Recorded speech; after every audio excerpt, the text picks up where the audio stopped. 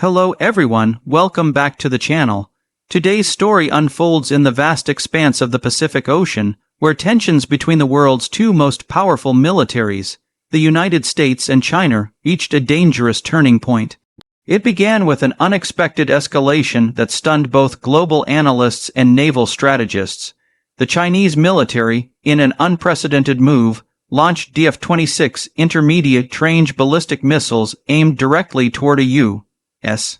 naval fleet operating near the disputed South China Sea. What followed next was a series of events that could have easily triggered the most catastrophic military confrontation in decades. The morning skies above the Pacific were deceptively calm, with the horizon painted in soft hues of blue and gold. Beneath that calm exterior, however, U.S. warships were on high alert. Intelligence reports had already hinted that China's People's Liberation Army rocket force was preparing for something.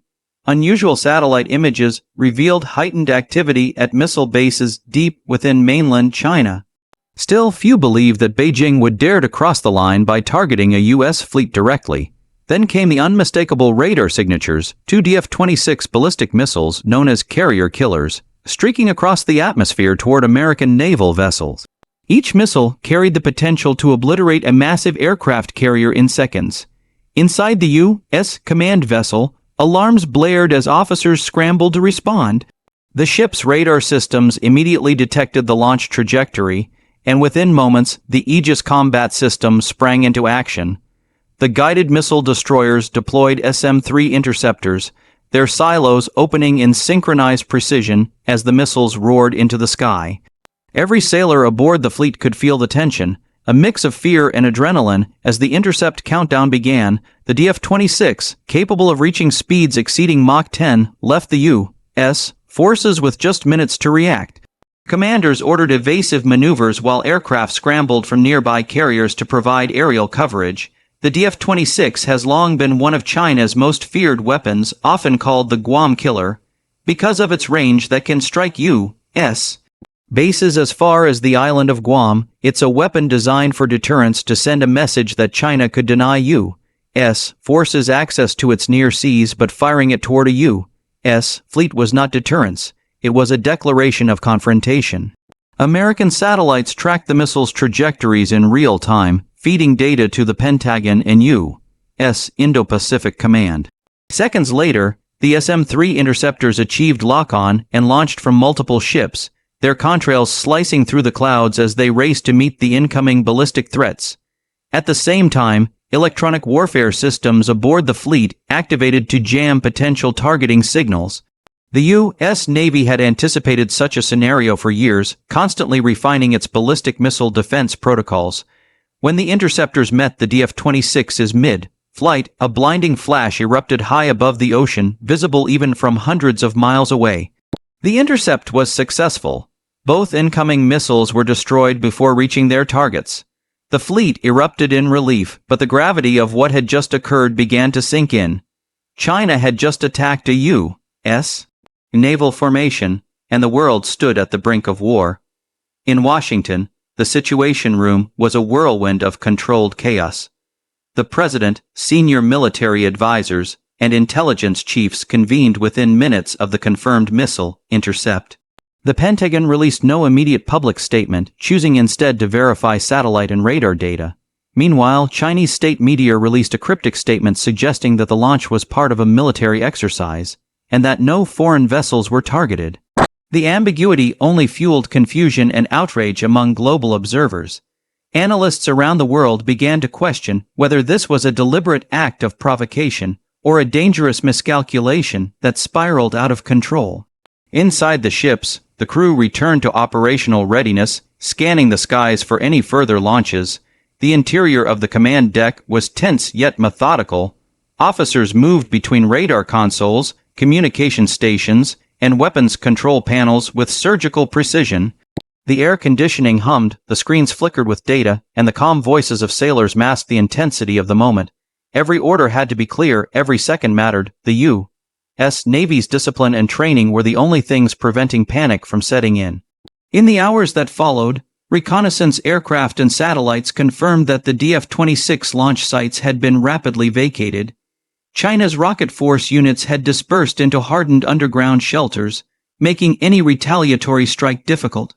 U.S. Navy submarines in the region moved silently into strategic positions, ensuring that if another missile was launched, it could be intercepted or neutralized swiftly. Fighter jets from nearby carriers patrolled the skies, establishing a defensive perimeter around the fleet. The Pacific Ocean, once a vast symbol of freedom of navigation, now felt like a powder keg waiting for a spark. The DF-26 incident forced the world to re-examine the fragile balance of power in the Indo-Pacific. For years, both nations had operated under an unspoken understanding: avoid direct confrontation at all costs. But now, that line had been crossed. The U.S. Navy began an immediate show of force, deploying additional carrier strike groups and reinforcing bases in Guam, Japan, and the Philippines. The message was unmistakable: the United States would not be intimidated. China, on the other hand, framed the launch as a defensive measure in response to what it called provocative U.S. surveillance operations near its territorial waters. Both sides maintained diplomatic restraint publicly, but intelligence reports suggested that behind the scenes the situation was dangerously unstable. As the hours turned to days, the Pentagon released declassified footage showing the SM-3 intercept in action. The visuals were stunning: two streaks of light colliding above the ocean, followed by an explosion of debris harmlessly burning up in the atmosphere. The footage reassured the American public that their Navy was prepared for any threat. But experts noted that such an exchange could have ended differently. Had even one DF-26 missile slipped through, it could have destroyed $1 billion aircraft carrier and killed thousands of service members. The fact that the intercept worked perfectly was both a testament to U.S. technology and a chilling reminder of how close the world had come to disaster. Military analysts across the globe began dissecting the event. The DF-26, with a range exceeding 500 miles, uses a hypersonic glide warhead designed to evade missile defenses. Hitting one is like trying to strike a bullet with another bullet. That the U.S. Navy managed to intercept both indicated an extraordinary level of readiness and precision. Some speculated that the Navy's new space-based tracking system, which links satellites to shipboard radars in real time, was the key factor in the successful intercept. If true, it marked a new era of missile defense technology, one capable of neutralizing even the fastest ballistic threats. But while the military celebrated the success, diplomats scrambled to prevent escalation. The United Nations Security Council called an emergency meeting, with allies like Japan and Australia demanding explanations from Beijing. China's ambassador claimed the launches were unintentional and not directed at any nation, a statement met with skepticism. Meanwhile, U.S. diplomats pressed for immediate de-escalation talks, even as the Navy maintained full alert status across the Indo-Pacific. The tension between deterrence and diplomacy had never been more visible. As the dust settled, the event revealed much about both nations' strategic postures. China demonstrated its willingness to use high-end weaponry to send political messages, while the United States proved that its missile defense systems could withstand even the most advanced attacks. Yet, it also exposed the risks of military brinkmanship. A single misinterpreted radar signal or delayed communication could have triggered a full-scale war. Military think tanks began calling this the most dangerous near-miss since the Cold War. The DF-26 incident also reignited debates about the future of naval warfare. For decades, aircraft carriers were the symbol of U.S. power projection, but the rise of anti-ship ballistic missiles like the DF-26 challenged that dominance. Some experts argued that this incident would accelerate the Navy's shift toward distributed fleets, smaller, more agile vessels that could operate independently and minimize vulnerability. Others believed it underscored the need for even more advanced missile defense technologies, integrating AI-driven tracking, hypersonic interceptors, and space-based laser systems. Despite the geopolitical shockwaves, life aboard the fleet slowly returned to normal operations. Sailors resumed their routines, maintenance checks, radar monitoring, and drills. The incident had tested their nerves and validated their training. Many described the experience as surreal, realizing that they had stood on the edge of a conflict that could have reshaped the modern world. Veterans compared the event to the Cuban Missile Crisis in its intensity, while strategists noted that deterrence had worked, barely but effectively. In the weeks that followed, Washington and Beijing exchanged back-channel communications to quietly diffuse tensions. Both sides agreed to resume military-to-military dialogue, emphasizing crisis management and communication protocols. The world breathed a collective sigh of relief, though the scars of the event lingered. The Pacific remained heavily patrolled, with both sides watching each other's movements through satellites and drones. The equilibrium was restored, but it was a fragile peace built on technology, restraint, and mutual fear of what a real war would unleash. The incident also had ripple effects beyond military strategy. Global markets reacted immediately after the news broke, with oil prices surging and stock exchanges dipping in Asia and the United States. Defense stocks, however, soared as investors anticipated increased spending on missile defense and naval modernization.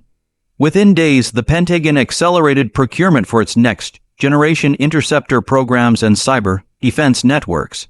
In China, state media portrayed the event as proof of its growing military capability, while carefully avoiding mention of the failed missile strike.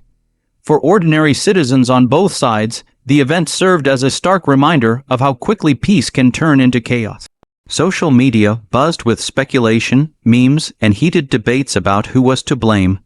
Some hailed the U.S. Navy's skillful defense as heroic, while others worried that one miscalculation could lead to a devastating war. It reignited discussions about diplomacy, transparency, and the need for better communication between nuclear powers. As more intelligence details surfaced, analysts learned that the missile launch might have been triggered by a local command decision during a high-tension military drill. If true, it highlighted the risks of decentralized command structures in modern warfare. A single officer's decision, made in a matter of seconds, had nearly drawn two superpowers into direct conflict. The event became a case study in military academies around the world, teaching future commanders about the importance of command discipline, real-time communication, and crisis control. Months later, the U.S. Navy conducted a press event aboard one of the ships involved in the intercept. The officers spoke candidly about the experience, describing how their training prepared them for the unimaginable. They credited teamwork, coordination, and the advanced Aegis system for their success. Their calm professionalism became a source of inspiration, showing how discipline and preparation can avert disaster even in the face of overwhelming danger. Eventually, as political channels stabilized, the focus shifted to lessons learned. The U.S. military reinforced the importance of space-based surveillance and multi-layered defense systems. China, too, reviewed its protocols to avoid accidental escalation. Behind closed doors, both sides likely recognized that a real war would serve no one. The DF-26 incident became both a warning and a wake-up call, a reminder that in an era of advanced weapons, restraint is the most powerful tool of all. In the end, what happened that day was more than a test of technology or tactics. It was a test of humanity's ability to avoid self-destruction. The DF-26 launch could have changed history, but it didn't. Thanks to a combination of quick thinking, technological mastery, and perhaps a bit of luck, the world stepped back from the edge. The Pacific returned to its calm waves, the ships continued their missions, and the sailors who lived through that moment carried with them the memory of a sky lit by fire, and the relief of surviving it. While the world moved on, the legacy of that confrontation lingered in strategic planning rooms and defense budgets across the globe. Both nations understood that deterrence is fragile and that peace, though imperfect, is infinitely preferable to the alternative. The DF-26 incident reminded the world that even in the era of hypersonic missiles and digital warfare, the fate of humanity still rests on decisions made in seconds, and the hope that wisdom prevails over aggression.